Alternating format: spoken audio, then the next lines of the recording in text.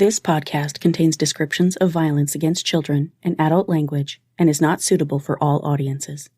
Listener discretion is advised.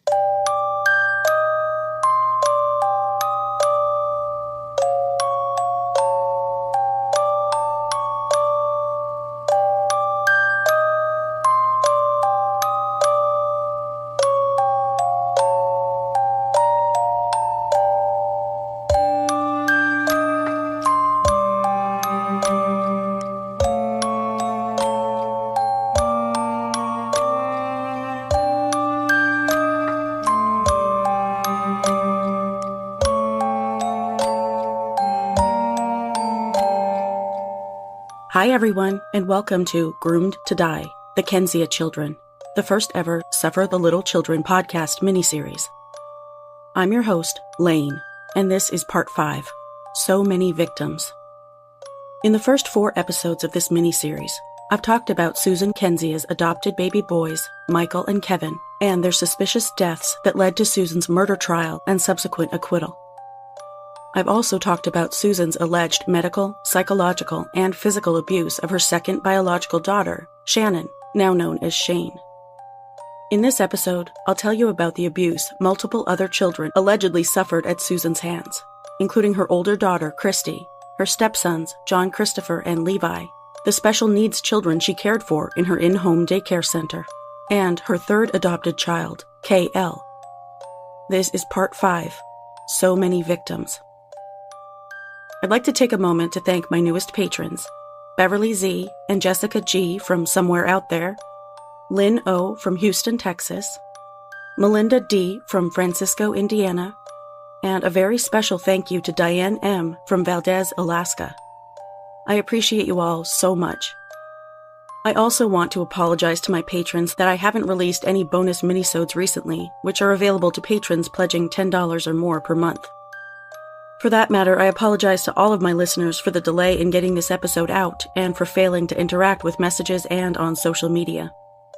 Between doing everything relating to this podcast myself and spending most of my time doing a lot of extremely tedious freelance writing to make ends meet, I've been struggling to find that mythical work-life balance thing everyone keeps talking about. Thank you for understanding and for being patient with me. Before I jump into the episode, I also want to thank everyone who donated to the GoFundMe I created with Shane and Christy's help. I'm thrilled to report that we've raised enough to buy their baby brother Kevin a headstone. His headstone will be similar in size and shape to Michael's and will take several months to create and install. I'll post updates on Facebook as I get them. Thank you for helping us memorialize Kevin the way he deserves. Now on to part 5.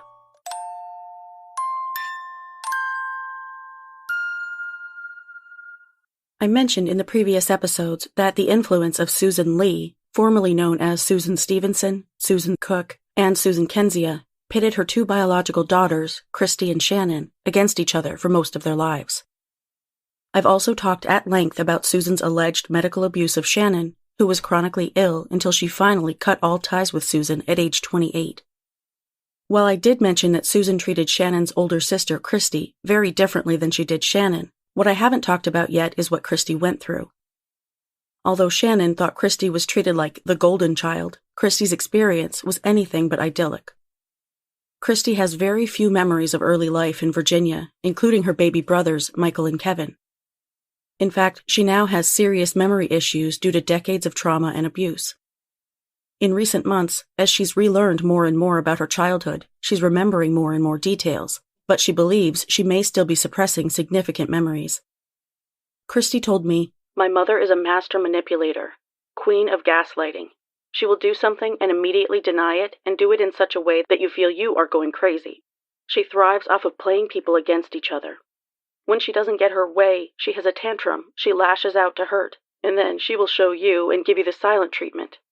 My entire life, my mother has interfered in every relationship I've ever had. Anything that took attention away from her. I watched her try and destroy anyone who ever tried to walk out of her life. It was terrifying. She always told me that she could disappear someone and that her and her biker people knew where to bury the bodies."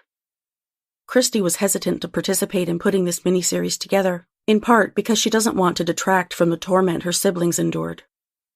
As far as I'm concerned, Christy's story is just as important to hear as the rest of them.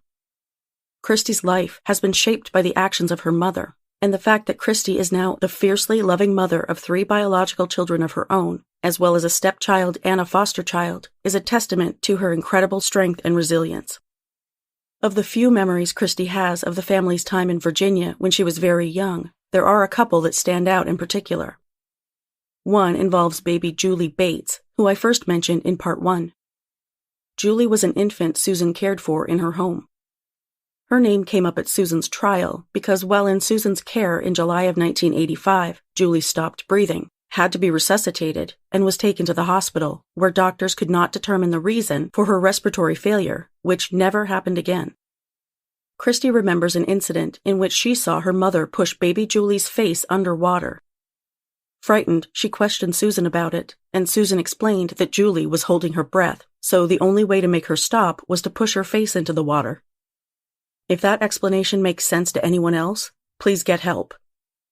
In Virginia, Christy also saw Susan stuff cloth diapers into various babies' mouths, which others, including a teenage foster child and a restaurant employee, also testified to during Susan's trial. After Susan's arrest, Christy and Shannon were sent to live with their grandparents in Rock Hill, South Carolina, where in short order they were shuffled over to their Aunt Renee's house. Christy witnessed their cousin, Corey, repeatedly sexually assaulting Shannon.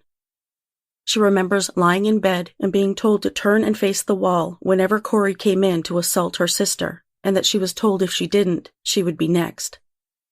One memory she hasn't quite recovered involves Corey's adopted sister, Rebecca, assaulting her, but she's frustrated that she doesn't remember the details yet. She does remember fragments of an incident when she was in 2nd grade. She was bleeding, but it wasn't her period because she was only 7 or 8 years old.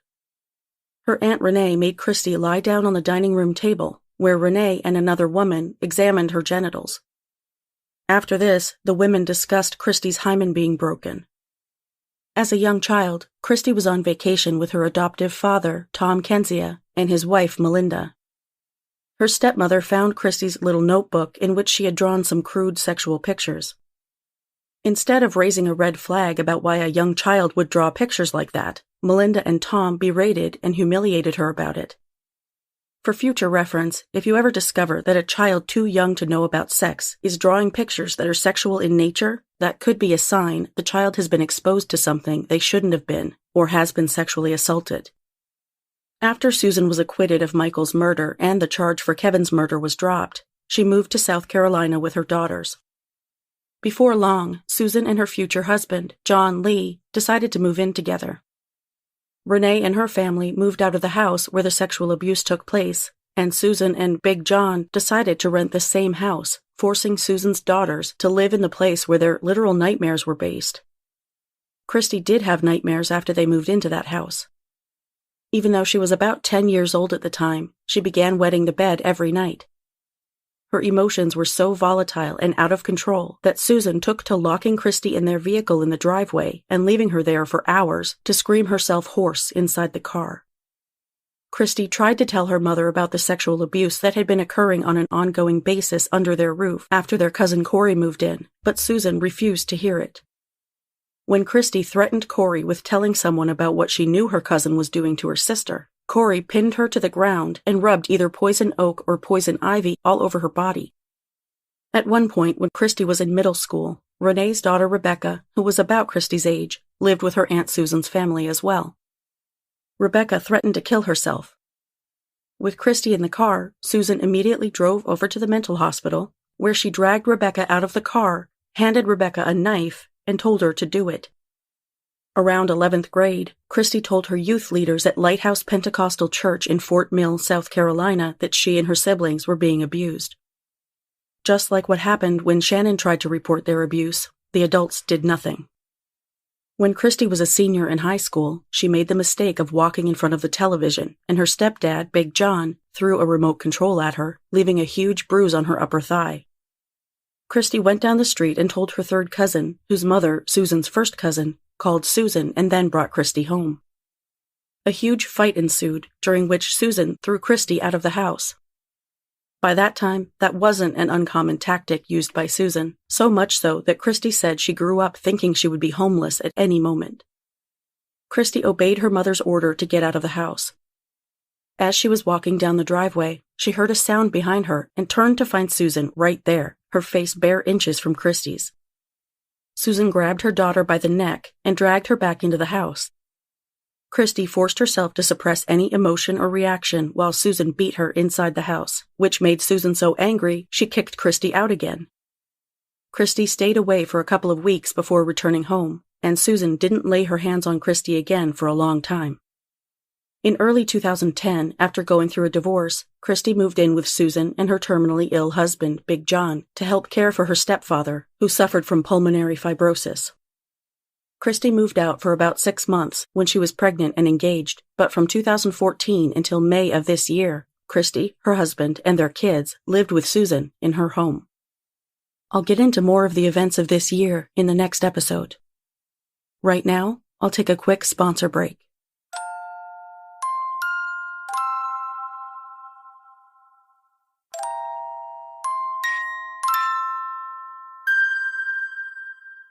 On October 24, 1990, John and Susan Lee got permanent custody of John's 2 sons, 10-year-old John Christopher and 8-year-old Levi, 2 adorable boys with red hair and freckles. Until mid-1989, the boys had lived with their mom in Alaska, as they had since she and John divorced in 1986. Their mom ultimately moved to California, and in June of 1989, John Christopher and Levi came to live with their father and stepmother in South Carolina. In October of the following year, John and his ex-wife entered into a court agreement in which John obtained permanent custody of both boys and would receive $100 a month in child support. The custody paperwork states that the boys' guardian ad litem or court representative agreed that this arrangement was in their best interest. Curiously, it also said, "It is understood and agreed between the parties that currently the children are afraid to visit with their mother. It is not known as to why they are afraid of their mother, but all parties agree that counseling is in order. The children are to attend the Pentis Center in Rock Hill, South Carolina, for counseling. This is to begin as soon as it can be coordinated between the parties and the Pentis Center." The boy's mother, the paperwork stipulated, would be responsible for any expenses incurred during the counseling sessions. The counselors at the center would determine when their mother should attend their sessions and whether or not Big John and Susan would be included in any of the boys' sessions. John Christopher does not remember attending any counseling sessions. Susan later told Shannon that the boys' mother dumped them on her and their father, even though the court documents clearly stated there was an agreement between the parties. At the time, the Lee family lived in a huge house on Woodstock Drive in Rock Hill, South Carolina, and Susan's nephew, Corey, was living there with them. Before long, Susan became abusive toward John Christopher and Levi in addition to her daughters. She would make up things John Christopher did just to get him in trouble with Big John. She would make little remarks to John Christopher, telling him he was worthless and would never amount to anything. With a wooden spoon, she would beat him from the small of his back all the way down to his ankles, leaving his lower body bleeding in black and blue with bruises, which would be covered up by his clothing. Susan had a penchant for feeding the children mountains of food. If they didn't eat it, she beat them. Whenever Susan demanded that Big John spank his sons, which really meant she wanted him to beat them or hit them with a belt, Big John told them to pretend he beat them. Keep in mind, this was a wild man, a big bad biker who kept knives in his boots and spent time in prison for shooting a police officer, yet he was terrified of his own wife. On occasion, he told his sons that he was planning to take them and leave Susan, but that never happened. Susan seemed to delight in humiliating Levi in particular. When Levi was in 6th grade, he got in trouble for something, and as punishment, for the rest of the school year, Susan forced him to wear the same outfit every day: a black t-shirt, very dark blue stonewashed jeans, and Velcro sneakers she bought from Walmart. Every day when Levi got home from school, Susan forced him to crawl around the yard and pick up dog feces with his bare hands. Levi was very angry with his mother for allowing this to happen, and with his father and Susan for their abuse. Before, he was happy, sweet, and loving, but after moving in with his dad and stepmom, he became a very angry child. For his part, Big John was particularly physically abusive to Shannon and Levi, although John Christopher also took a good amount of his abuse. Once, Levi went to school with a black eye caused by his father. All of the kids were dragged out of class that day and talked to. Levi told the truth about what happened, but there was no DSS investigation, and the kids were not removed from the home. Levi grew so fed up with the abuse that once, when he was between 10 and 12 years old, he decided to run away. When Susan went out looking for him, Shannon gave her stepbrother the assist by taking her mother on a wild goose chase to look for him in all the places Shannon knew he wouldn't be. When all of the kids were teenagers, the family computer was set up in Susan and Big John's bedroom. Occasionally, the kids were allowed to use the computer, but they were under strict time limits for each session. Once, John Christopher was on the computer for about 5 minutes past his time limit. Susan raised so much hell, making such a big deal about it, that Big John snapped and beat his older son senseless with his hands. He ended the assault by hurling the computer itself against John Christopher's chest, so hard the device broke. After moving in with his dad and Susan, John Christopher didn't speak with his mother for 8 years, until one day when he was a teenager, she called him at work. Because she wasn't allowed to call him at home, she ended up sending him phone cards so they could talk on a payphone. She ultimately sent John Christopher a bus ticket, and as soon as he graduated from high school, he took the bus to visit her. Big John knew about this plan and agreed to keep it a secret, but as soon as Susan found out where John Christopher had gone, she ordered Big John to beat him. As a child and into adolescence, John Christopher suffered from migraines so bad he often threw up. Coincidentally or not, they stopped almost as soon as he moved out of his father and stepmother's house. John Christopher grew up, joined the military, and got married in 2007. He and his wife had a daughter in 2017 before ultimately divorcing. During the divorce, John Christopher lived in an RV and had 50-50 custody of his daughter. His brother Levi came to stay with them and provided them with everything they needed. He even planted vegetables in pallet boxes outside the RV. All of Levi's siblings speak of him in glowing terms. They refer to Levi as the comedian of the family, who always tried to lighten things up if the situation got too grim or tense. Sadly, this is a common role assumed by children in abusive or dysfunctional families. It breaks my heart to tell you that in October of 2021, Levi James Lee, just 2 months before his 40th birthday, passed away. He spent many years in the grip of drug addiction, which his siblings believe was his way of coping with his childhood trauma. Sadly, Levi died from aspiration with fentanyl and methamphetamine in his system, but I firmly believe his death was caused by prolonged child abuse. Levi was laid to rest in California.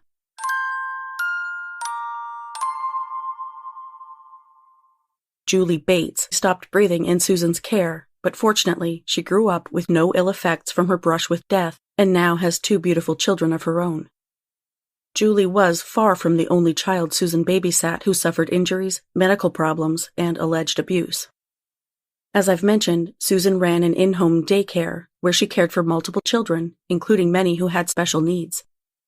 Because she was registered as a daycare but not licensed, she was not supposed to care for more than 6 kids at once, but she was often over that limit. She usually cared for approximately 22 children at a time with no additional adult help. Some parents paid with state funds known at the time as ABC vouchers, so to get around the 6-child maximum, Susan claimed her daycare had 3 shifts, with 6 or fewer kids attending per shift. Shane, who was a teenager at the time, remembers that between November of 1994 and February of 1995, she and Christy were moved out of their room and into the room shared by their stepbrothers, John Christopher and Levi. With all 4 of them in one bedroom, Susan turned the 3rd bedroom into a repository for babies. Susan filled the entire room with a sea of wall-to-wall pack-and-plays, which also filled every inch of spare space in the bedroom she shared with Big John. Susan apparently had no patience whatsoever for infants, an allegation we've seen plenty of evidence for in the previous episodes. According to Shane, as soon as each baby was dropped off at the daycare in the morning, Susan fixed the baby a bottle, stripped them down, changed their diaper, and gave them Benadryl to knock them out. She would then put them down in one of the pack-and-plays to sleep for the morning, turning on at least 2 fans in the room for white noise to avoid the other children waking them. She neatly folded the baby's clothes and placed them nearby, leaving them to sleep in just diapers. At lunchtime, Susan would wake the babies and feed them lunch before dosing them again with Benadryl and putting them back to sleep for the rest of the afternoon. About an hour before a baby's parent was due to arrive, Susan would wake the baby, dress them, give them a snack, and let them play until their parent came to pick them up. That way, everything seemed normal. One little girl Susan cared for was named Lee, who teenage Shannon nicknamed Bug. Bug started attending in 1993 when she was just 2 weeks old. After she left the daycare when she was 4 or 5 years old, Susan remained a part of her life. They had a great relationship, and they were so close that Susan even attended Bug's high school graduation. Until she spoke with Christy and Shane earlier this year, Bug had no memory of the way Susan treated her when she was little. She suffered a stroke at age 10 that essentially erased all of her memories before the age of 6 or 7. After learning what Susan has allegedly been up to for the past several decades, Bug immediately went no contact with Susan. One incident, as John Christopher recalled it, took place when Bug was about 2 years old.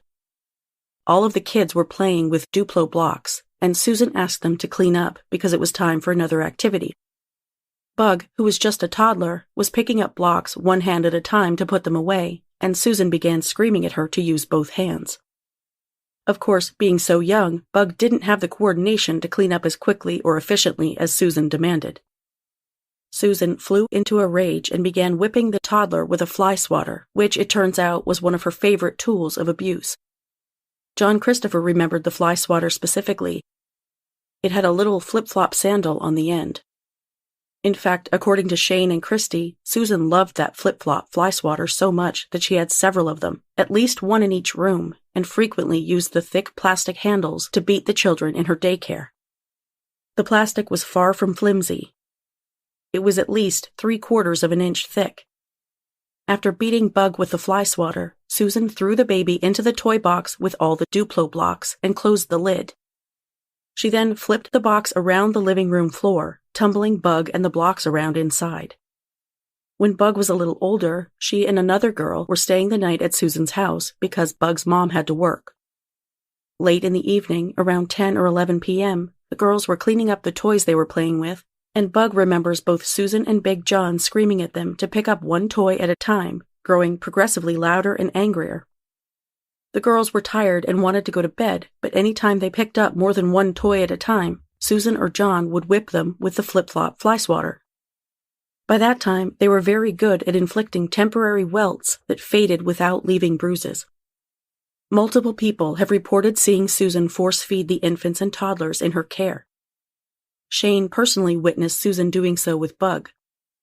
If the little girl didn't like what Susan was feeding her, she would try to spit it out.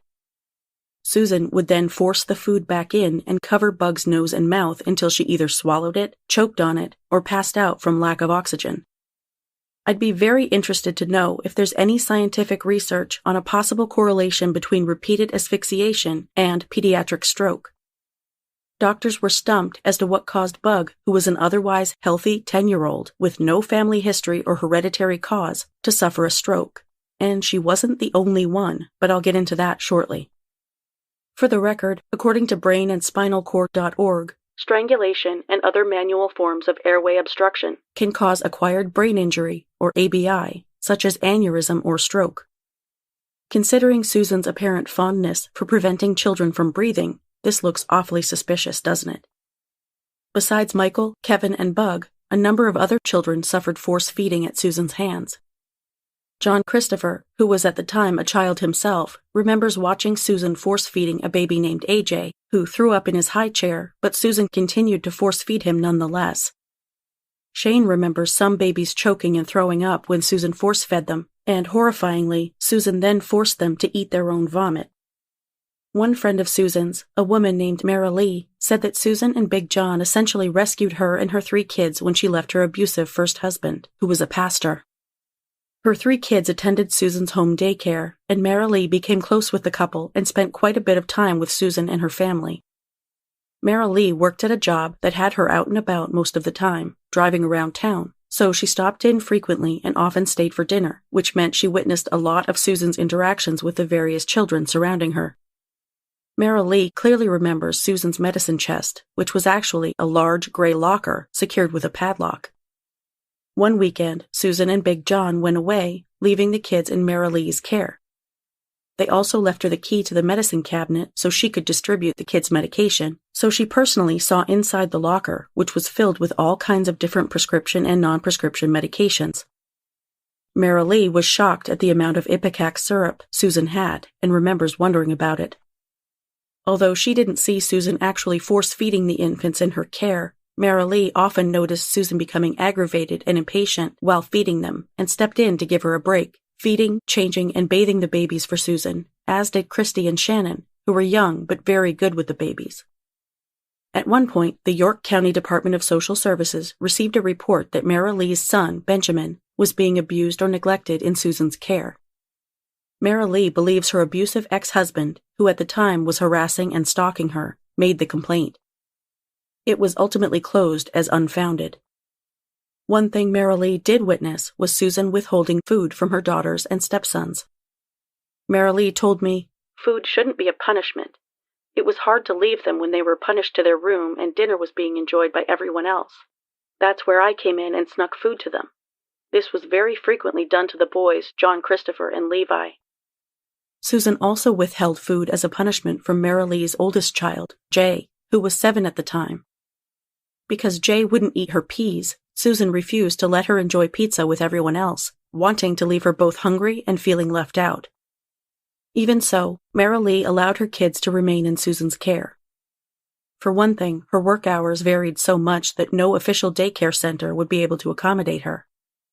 For another, her middle child, Benjamin, had ADHD and developmental delays that made his behavior challenging to deal with, but Susan had experience with such issues. Besides, she loved Susan and her 4 kids, and she had no idea at the time just how all the puzzle pieces of Susan's life fit together. Mara Lee's friendship with Susan was short-lived. In 1994, Susan and Big John followed Mara Lee to a movie theater. They sat near her in the theater and soon approached her to talk about the man she was dating, Stephen, who had never met Susan's approval. Susan tried her hardest to coerce Mara Lee into breaking up with Stephen, but Mara Lee refused. Stephen was good to her and her children, and she felt they all deserved him. When Susan realized she couldn't control or manipulate Mara Lee into doing her bidding, she told Mara Lee she had to distance herself and not to contact her again. With that, Mara Lee, who was a guardian angel to Susan and John's children, who snuck them food and snacks and let them come to her house to get away from their parents, was forced to disappear from their lives. I'll pause here for another word from my sponsors.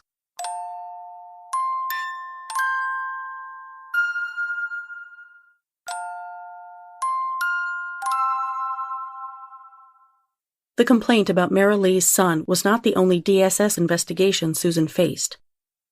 On February 25, 1994, Susan received a visit from a caseworker named Tina regarding a report that a little boy at her daycare, who I'll call BG, had been abused or neglected, which triggered an investigation. 2 weeks later, the investigation was closed as unfounded.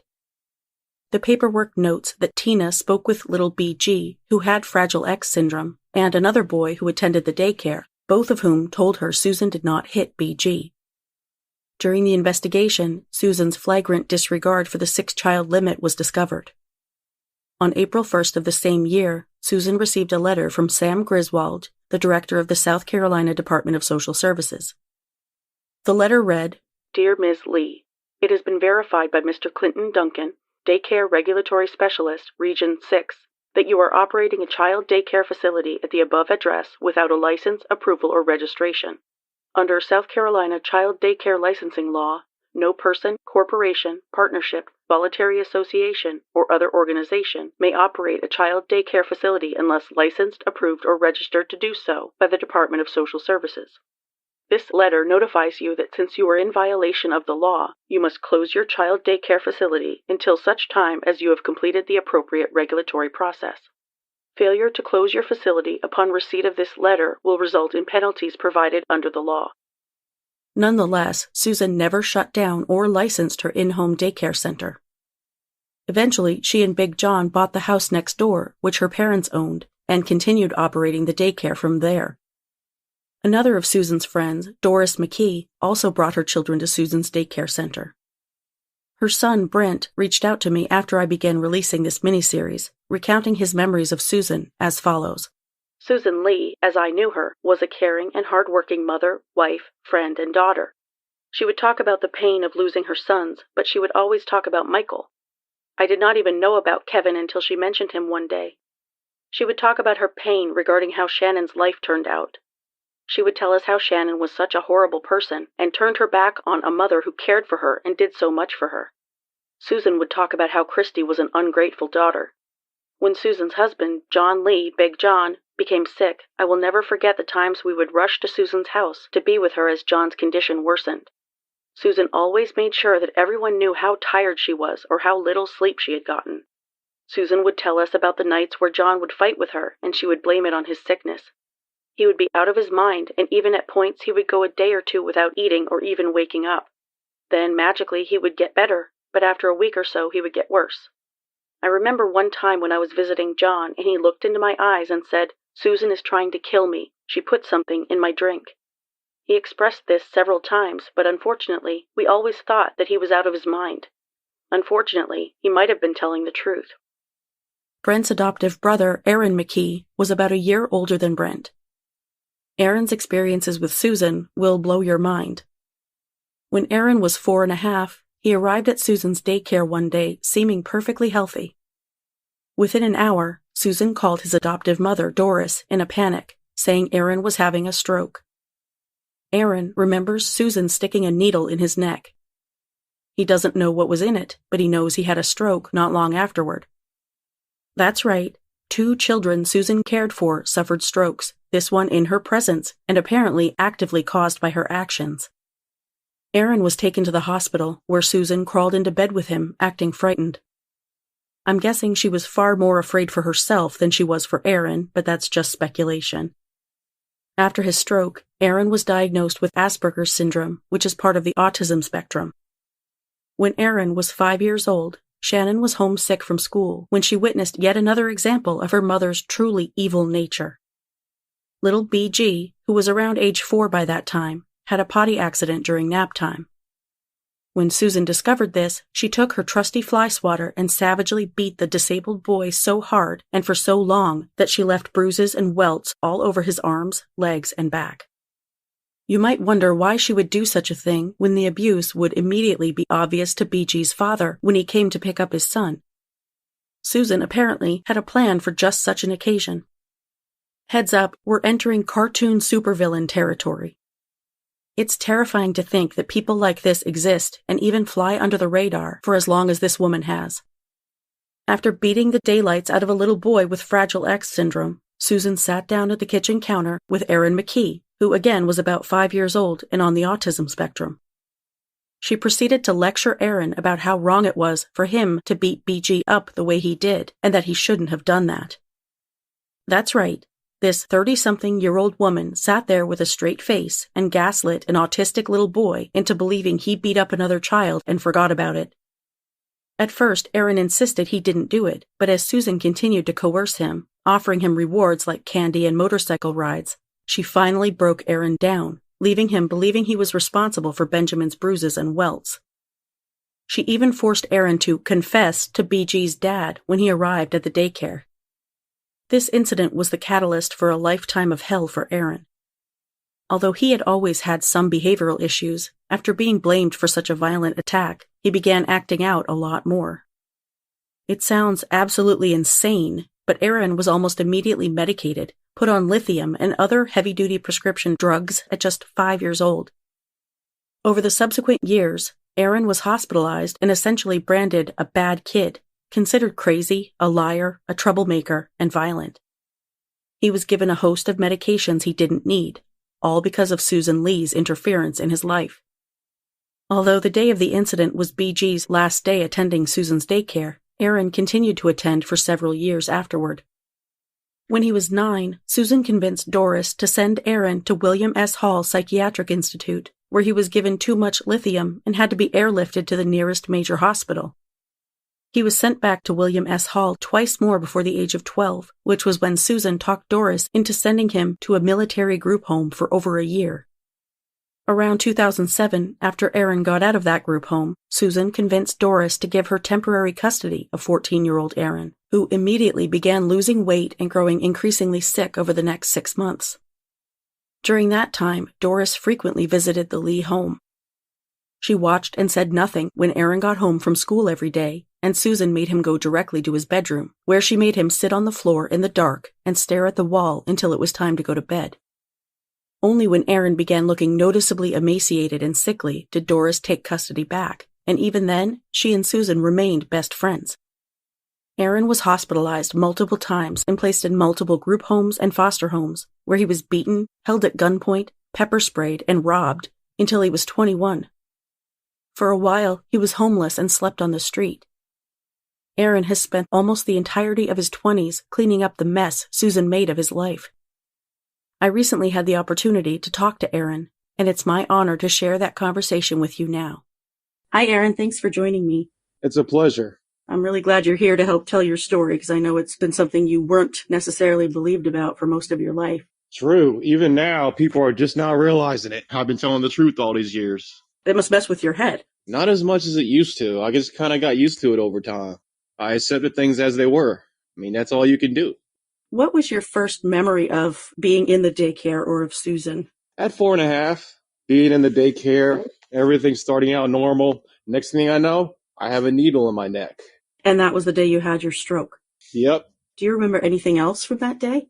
Everything seemed to be normal. Next thing I know, I feel a prick in my neck and then collapsing to the floor, being afraid of what's going on, what's happening to me, being scared of my life for the first time. And the next thing I remember is waking up in a hospital bed. How long did it take you to get out of the hospital? If I remember correctly, like 2 weeks. After that, I was in physical therapy for years and not able to speak. How did the stroke affect you? So you had trouble? I lost control of my entire right side. Oh my God. I lost the ability to speak. The entire hemisphere of my brain I had to relearn everything. Relearn how to use the bathroom, everything from scratch. How long did it take you to get back to any sort of normal? God, I didn't have any normalcy until after I got away from them, because I was drugged on narcotics against my will. Lithium was only just one of them that happened with the situation. Yeah, let's talk about that for a second. What do you remember about that day? Did you witness the attack happen that you remember? No, I was in the kitchen the whole time. I was just in there eating. Next thing I know, Susan's coming around telling me, oh, we don't do that. We don't hit people. And started promising me the whole world, and I didn't know better. I was recovering from a stroke. That makes it even worse. She made you confess to BG's dad. Yeah. And how did he react to that? Do you remember? Pissed. I don't remember much else because I got drugged right after that. And was that when you realized that she was out to hurt you, or? I realized it when she stuck the needle in my neck. Is that when you started telling your mom that something was wrong, or did you wait for a while? I mean, I couldn't speak properly, so by the time I could speak, my mom was already convinced I'm a liar, I am crazy, and I'm out my mind, and I'm violent. Yeah, you had no say in it, literally. My entire life I had no say, so I accepted things as they were, and I kept moving forward, even as a child. Yeah, you had to. That was really the only way to get through it. So Susan started talking your mom into sending you to hospitals and group homes when you were about, how old did you say? My first say was 9. That's when I got overdosed of lithium. And for the second time in my life, I had to relearn everything. Oh, really? It was actually that bad. Wow. So it was not lithium toxicity. It was actually an overdose. Yes, an actual overdose. So how many out-of-home placements do you think you had over the years? 3 times at William S. Hall, back to back. And then Springbrook Travelers Rest, the military group home at 12 for like 2 years. How was that? It was brutal. I had to endure military training. Oh, my God. I mean, as bad off as I was drugged. And I couldn't do nothing about it, being punished all the time. And then once you got out of there, how did Susan convince your mom to give her temporary custody of you? I don't know. My mom kind of followed her like a dog. Okay. That's the best way I can describe it. Like, everything she says is law, kind of. I mean, to me, the whole friendship scene there seemed kind of off to me. Like she was kind of one of the flying monkeys. She's following Susan around. Yes. How old were you when Doris adopted you? 2 days. I was given up at birth for color of my flesh. Oh my God, that's terrible. And then you ended up in this household. And how many kids were there altogether? I had 3 older siblings, Todd, then Sam, then Tara, then me, then Brent, then Sienna. Brent and Sienna were adopted after me. And were you the only one who had quote unquote behavioral issues? Yes, I was, quote, the bad, evil child. So she kind of handed you over to Susan to deal with. And I kind of want to get into that a little bit. When you moved in with Susan, so you had a bedroom. Yep. And you had said that she sent you into your room as soon as you got home from school every day. And you couldn't leave the room until bedtime. Actually, not even then. I can't even come out to go pee because she put an alarm on my door. I was basically forced to pee in the room like an animal. You said that when you were 14, you sent me that one picture of yourself where you were very thin and you said Susan had withheld food. She didn't withheld food, no. It was poison. What happened there? What was the story with that? I was eating just fine. The poison was in the food. I ate every day. And what do you think she was trying to accomplish with that, just to make you sicker? Yep, kind of like her daughter. Just like Shane, excuse me. Did you know at the time, or did you suspect that Susan was behind making Shane sick? Yes. Just like I suspected that, I don't know if they talked about Big John and Susan's relationship with him. Yep, I did go into that a little bit. I looked up to that man. He told a lot of people that she was trying to poison him. I know she told your brother, or he told your brother, I should say. He told Shane. Wow. I didn't even know about my brother. Yeah, he said that John told him personally, she's trying to poison me. So it's more than one person John told. And then his so-called miraculous decline, that's what kind of hit me. How long do you think your mom knew about the way Susan was treating you, or what do you think she knew? I mean, she would have never pulled me out and taken that picture if she didn't get a clue. She just chose to be the loyal dog and play ignorant. So that was when she realized something was going on. I mean, she would have pulled me out, but you know who she still followed around? Dismissing her own son. What was her rationalization for that? It was so embedded in her head that I'm such a villain that nothing I ever say was ever true.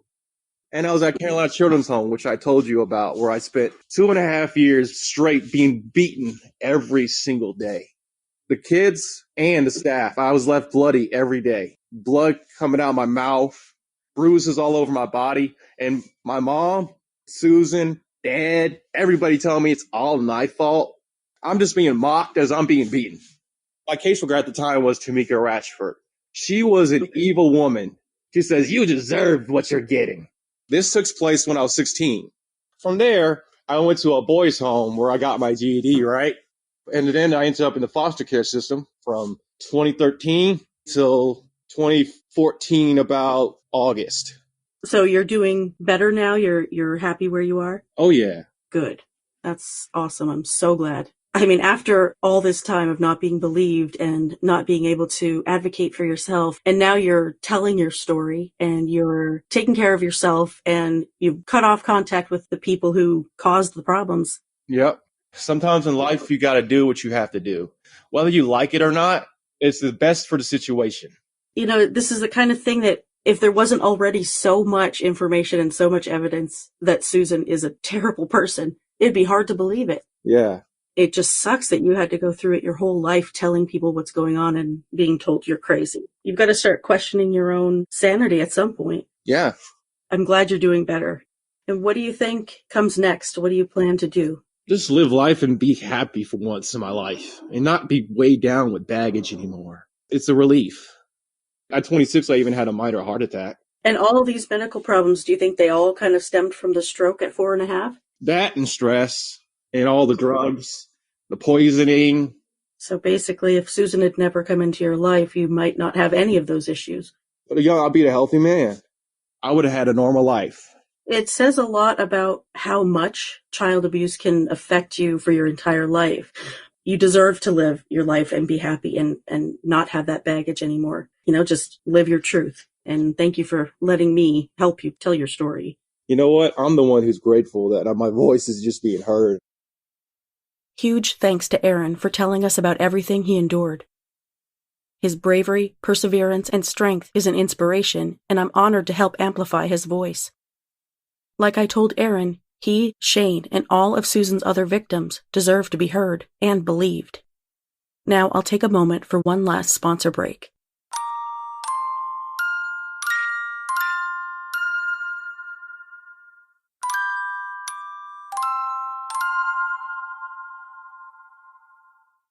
As you probably remember, several people suspect Susan was involved in either causing the death of her husband, Big John Lee, or at the very least making him sicker than he had to be.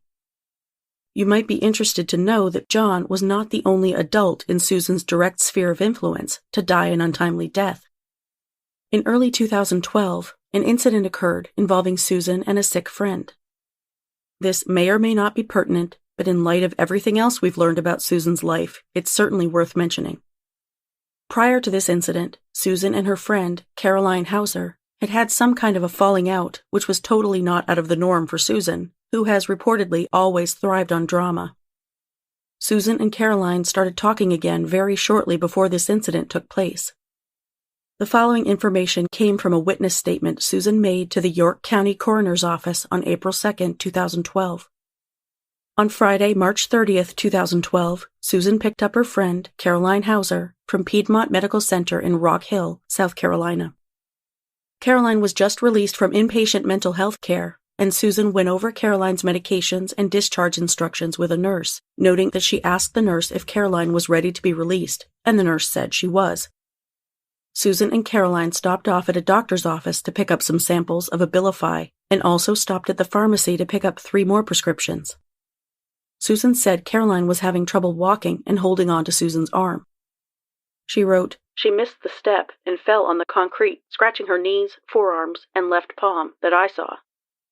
After that, the two went to the shrimp boat, where Susan said, "We talked and cut up. She said something about getting something from the pawn shop next door, but that we could do that tomorrow." Susan took Caroline home, where she asked Caroline if she would come home and stay with her and John until her husband, Don, got back into town. But Caroline refused, saying she would be fine, she was just adjusting to her new meds, and was not feeling well due to her MS. Susan wrote that Caroline called her later in the afternoon, saying the pharmacy gave her the wrong meds.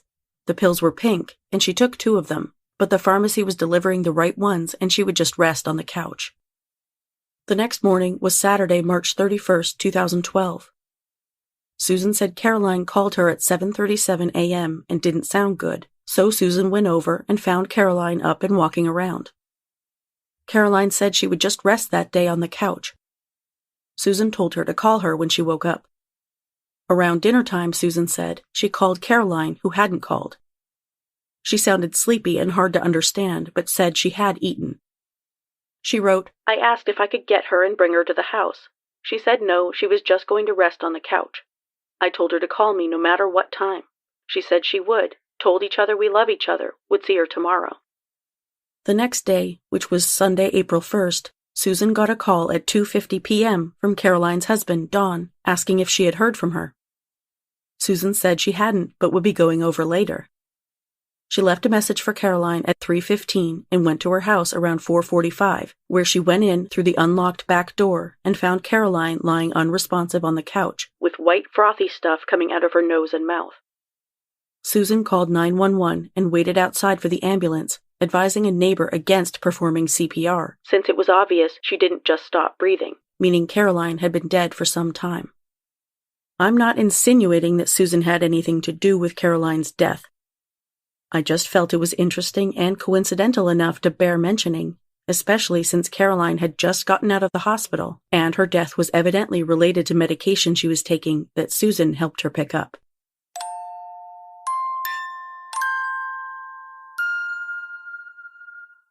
By 2011, Susan had become friendly with a pregnant woman named Tina, who already had 2 children who weren't in her custody. Tina told Susan she didn't want the baby and was considering an abortion. Somehow, Susan talked Tina into keeping the baby and assured her she would be there if Tina needed help. When the baby, who I'll call KL, was about 6 weeks old, Tina was arrested and called Susan to come get the baby because no one in her family would take her. Susan rushed out of the house with no explanation. At the time, Christy and her son were living there to help take care of John, who was still on home hospice care. Susan came home a short time later with the baby, handed her to Christy, and told her to bathe her because Susan was running out to grab everything she would need. It was December, and the baby was wearing just a onesie, not even socks. She smelled so strongly of smoke that Christy had to give her 3 baths to rid her of the smell. After Tina was released from jail, she took baby KL back. Susan continued to offer her support and assistance whenever she needed it. When KL was 3 months old, Tina called and asked Susan if she could watch the baby while Tina went to the lake. Tina never returned for her baby. At that point, DSS got involved and put a safety plan in place, but Tina did not abide by it. In fact, she only visited the baby twice over the next 2 years. DSS pushed for Tina's rights to be terminated and essentially pushed Susan into adopting KL, even though Susan claimed she didn't want to be a mom because of her age. By then, she was in her early 50s. Nonetheless, Susan took the baby in for quite some time, encouraging her to call Christy Mama. I know I can't be the only one absolutely stunned that DSS apparently didn't look into Susan's history at all. I have to wonder if they still would have pushed for Susan to adopt KL if they knew the last 2 babies she adopted ended up dead less than a year apart, each within 2 months of adoption. In early 2013, Susan's legal adoption of her former friend Tina's 3-year-old, KL, was finalized. After John died in May of that year, Christy told Susan she wanted to move out, which she had been wanting to do for some time. Even though for 2 years Susan had encouraged KL to call Christy Mom, Susan told her that if she left, she couldn't take KL with her, and that the baby would now call Susan Mama instead of Christy. After Christy moved out in December of 2013, while she was living elsewhere and had another baby of her own, she began to suspect something was wrong in her mother's home. She could see it in her baby sister's eyes that something was wrong, and when Susan hacked off all of KL's long blonde hair, Christy suspected her sister was being abused. Her suspicions soon solidified into certainty.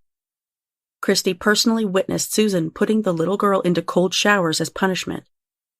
At the time, Susan had a dog, a mini pincher, who was incredibly mean. Christy hated that dog. He had attacked her in the past, and he also bit one of her sons, resulting in stitches in his eyebrow. The hospital refused to report the dog attack, however, and Susan had no intention of getting rid of him. Instead, she made the dog attack KL for her own amusement. As you can see, we're still in cartoon supervillain territory. Despite Christy and her best friend making abuse reports to DSS, nothing was done to remove KL from Susan's care. Finally, in June of 2014, Christy voluntarily moved herself and her sons back into Susan's home so she could protect her little sister, because no one else seemed willing to.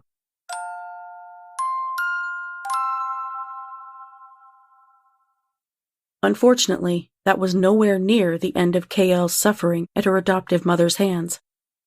I can promise you we're going to get into a lot more about KL's hellish experiences with Susan in the next episode. In Part 6, I'll also tell you about how Susan's carefully constructed house of cards finally began to collapse, and how her many victims reclaimed their voices. My sources for this episode were court documents, brainandspinalcord.org, scchildcare.org, and personal accounts. That's it for this episode.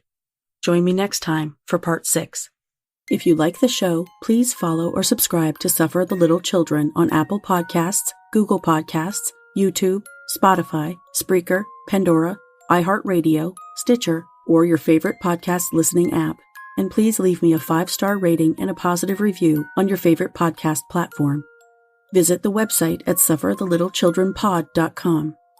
To help support the show, you can visit patreon.com/stlcpod or ko-fi.com/stlcpod. Follow the podcast on Facebook, Instagram, Tumblr, and Pinterest at Suffer the Little Children Pod, and on Twitter and TikTok at STLCpod. View photos related to today's episode on Facebook. For more stories like the one you heard today, visit sufferthelittlechildrenblog.com. This podcast is researched, written, hosted, edited, and produced by Lane. All music for the show is licensed from audiojungle.net. For more information about preventing or reporting child abuse, visit childhelp.org or call your area's child abuse hotline.